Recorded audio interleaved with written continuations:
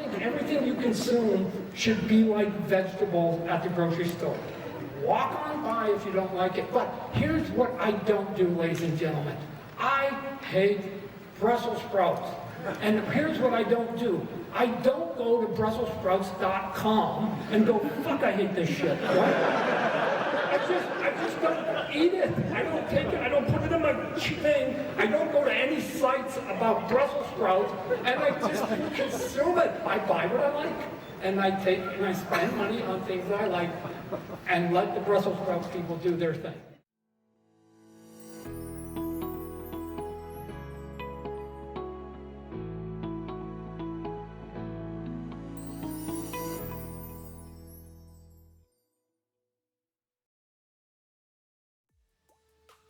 What is going on, ladies and gents? Welcome to Collectors Gone Digital. My name is Josh, and on today's episode, it's the first one we're filming from our new setup.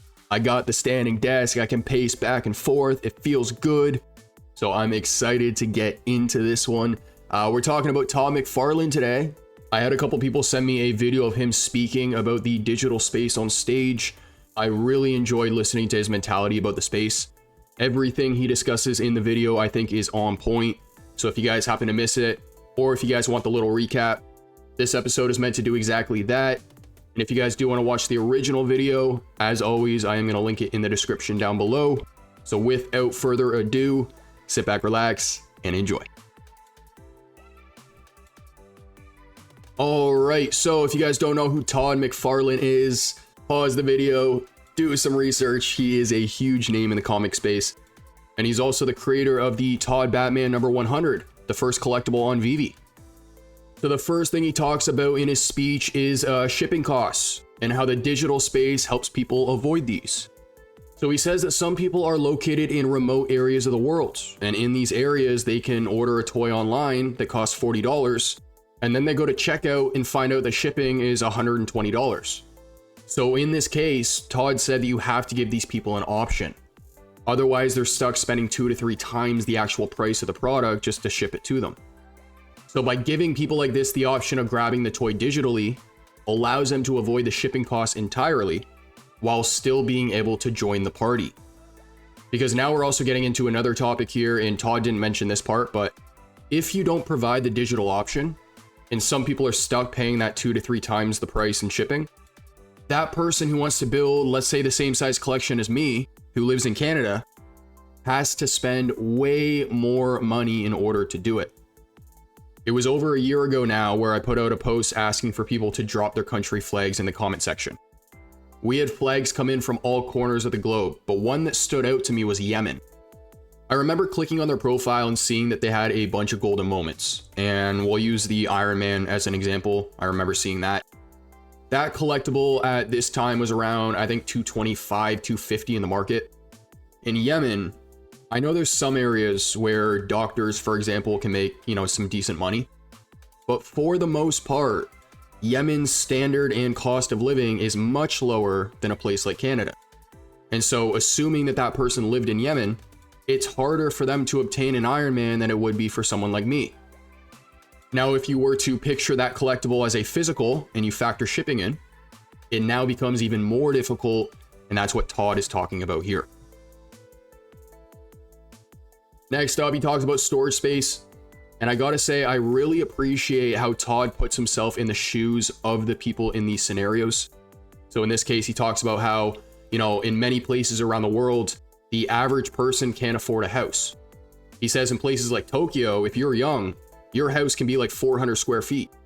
And if you're living in, well, pretty much a room, every single thing that you put in that space matters.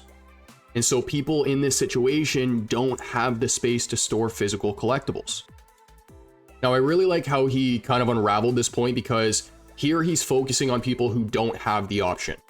He's not talking about the people who have a choice.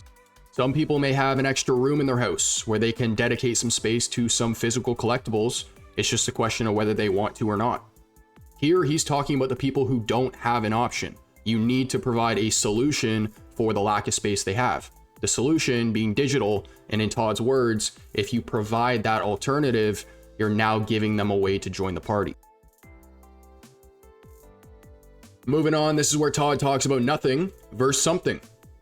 So some people would rather have the digital than nothing at all.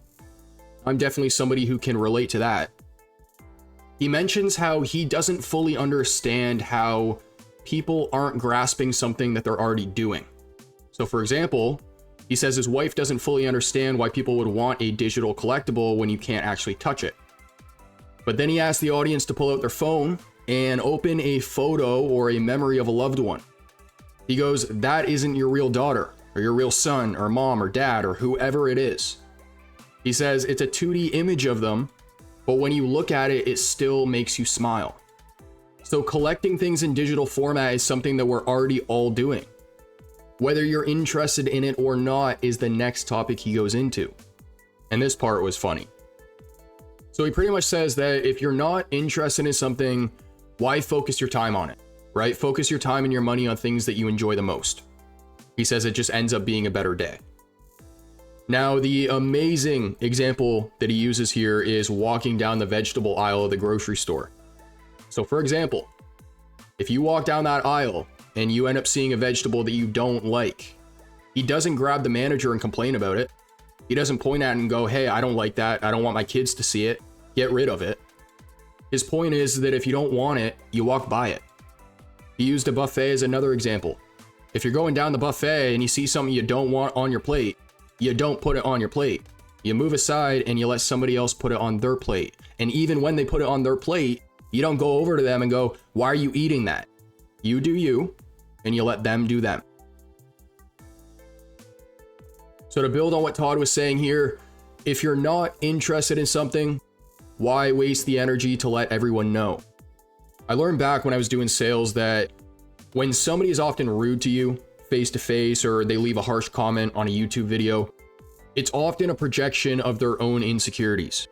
They're pissed off, they're mad at the world, they're upset for whatever reason, and they're taking it out on you. 99% of all the quote-unquote FUD in the community is exactly that. Not only is that person wasting their time and their life writing that comment and trying to bring somebody else that most of the time they don't even know down, it would have actually been easier to not leave it at all. Because like I said, they're taking the time to do it. So Todd brings up another example here. He says he doesn't like Brussels sprouts. He's a broccoli guy, apparently. But that doesn't mean he goes to BrusselsSprouts.com and leaves some complaint about how he doesn't like the vegetable. When he's walking down the aisle, he avoids the Brussels sprouts and buys the broccoli. He just prefers one over the other.